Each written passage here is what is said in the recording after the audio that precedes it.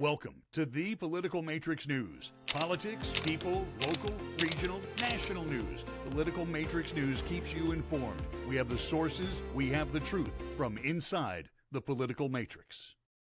Hey there, welcome to the Political Matrix blogcast. Rob Milford here in Orlando. Mike Bates right there on the screen out of his secret command post in more or less Pensacola, and Greg Fink in the suburban Gainesville area. Gentlemen, good afternoon, good evening, good morning, depending on when someone is watching this. How are we today? Doing pretty good. Well, Rob.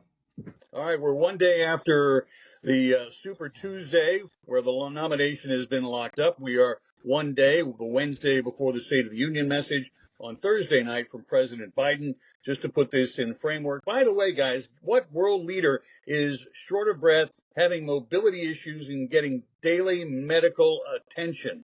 Can we name what world leader that is? If you believe the left-wing press, it would be Donald Trump. Yes, or Putin. Putin? No, Putin or Trump. Francis. I forgot to yes. say Pope Francis. over 80. Oh, my gosh. Yes, and over 80. That's the one I meant to say. Yes. Part of the joke out. It's no fun. Exactly. I did see that about the Pope, but the reason I mentioned Donald Trump is there was an Instagram feed, and it was a headline on Drudge yesterday morning, and I forget exactly what it said, but something, Trump, brain seizure, slurs speech. And I'm like, yeah, sure. Really? Right? So I wanted to see the actual video, and the link took me to an Instagram link that had either 3 or 4, I didn't time it, but it definitely wasn't more than 4 seconds of video that, even if he did slur, was so out of context as to be meaningless. But that's very typical of the so-called journalists in the media the today, mainstream media. I got you. So let's go ahead, and we're going to try something a little bit different here. Greg, your top story of this segment.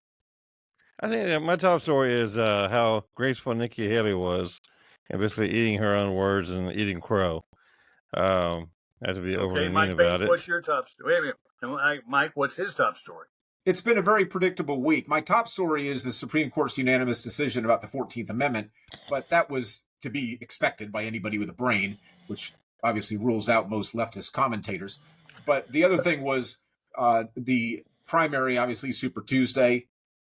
I was disappointed that Nikki Haley won Vermont, not because I really care, but because I predicted that Donald Trump would win all 50 states. And when Nikki Haley won D.C., I'm like, yeah, that's not a state. I still got this going. Then she won Vermont. Oh, well.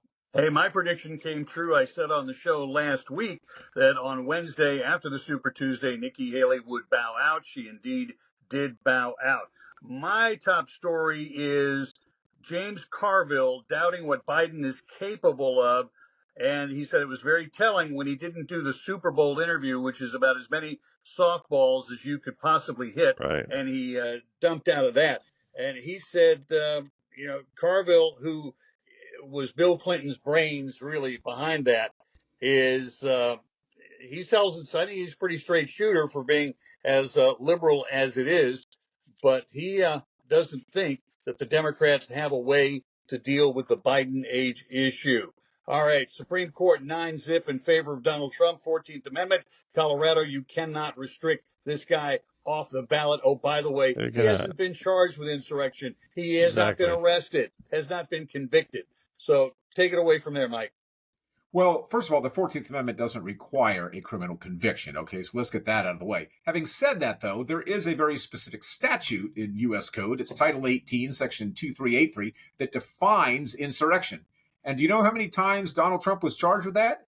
0. How many times were other defendants charged with that? 0. So of all the charges resulting from the January 6th riot, not a single prosecutor thought anybody engaged in insurrection.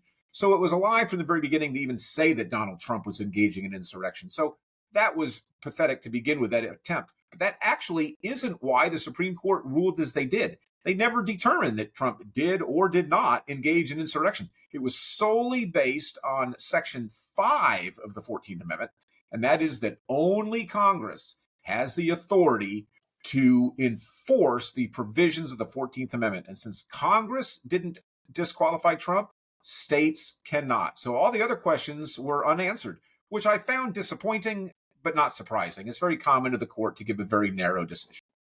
Okay. Then, Greg, back with your thought. Was it Nikki Haley? Yeah, that would be Nikki Haley, bowing out gracefully. Yes. Right. I thought it was interesting whenever she was interviewed on Meet the Press the 2 days before the election, and they kept asking her in 8 or 9 different ways, how are you going to resign? How are you going to get out of the race?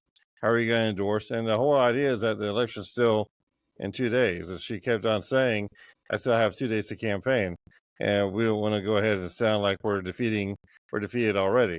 And I don't have any plans on endorsing or any plans on resigning or anything. I have plans on representing the people who I'm working really hard to represent throughout the election. I thought that was, most candidates usually say different things whenever they are asked that question 2 or 3 days before the election. But she actually really stood for, and it sounded like she really cared, had a real passion for the 30 or 40% that has been sticking with her. Now, that being said, after the election was so tilted against her in such a heavy manner, instead of sticking in there and trying to be a spoiler like John Kasich or like a lot of the other guys in the past have tried to do in the Republican Party, she actually, went ahead and endorsed Trump and stepped aside and suspended the campaign and did what a good, mature Republican is supposed to do whenever there's a peaceful transfer of power inside the party. And so she did everything properly. And so I was very surprised by that, by her not pulling a John Kasich or one of the other Republicans in the past who just want to be like party poopers and Charlie, Chris Christie, or those guys that want to go cry in their own Wheaties. So she didn't endorse Trump, but she didn't close the door. Trump put out a statement before the Haley speech saying that we certainly welcome Nikki Haley supporters. Okay. And I heard the chuckleheads that replaced Rush. Help me out, Mike. You're the radio guy here.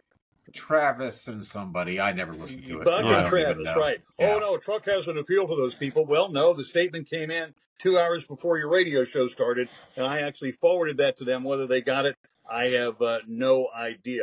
So you're saying that Nikki did not endorse Trump yet? No, she did not. That's correct. She is not. And I don't think she will. I don't think she ever will. I don't expect her to ever endorse Donald Trump. Now, she's not going to attack him anymore, but I expect her to never actually endorse him. What I do expect her to say is he's a better choice than Biden.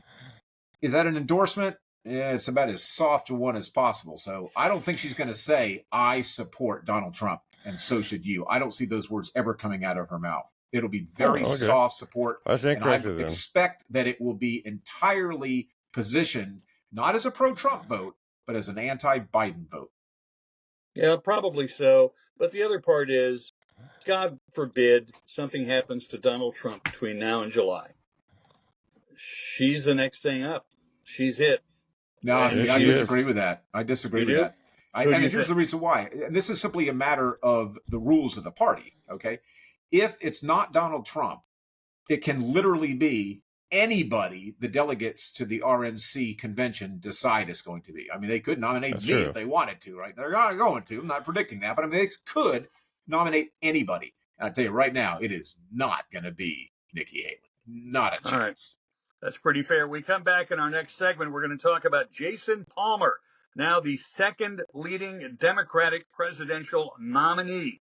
Jason Palmer. You never heard of him? Well, you will when we return. This is the Political Matrix Flawcast.